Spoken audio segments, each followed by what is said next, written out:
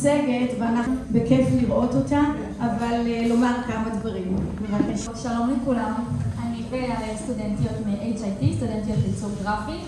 במסגרת פרויקט יזמות אנחנו הגענו אליכם להעביר מפגשי פרויקט נפש יוצרת לחלקכם שהיו פה איתנו.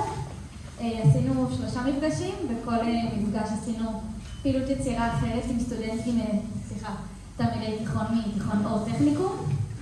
רצינו להגיד שלנו העונג, נורא נהנינו איתכם, השיתוף פעולה עם הפרפרים, נכון? נורא נהנינו איתכם, לעבוד איתכם, להכיר אתכם. תודה רבה על ההזדמנות וניפגש בעזרת השם שנה הבאה. כן, זה מחייב אתכם, ברור. שנה הבאה. מצלמים ומקליטים. שנה הבאה, תודה רבה. תודה רבה.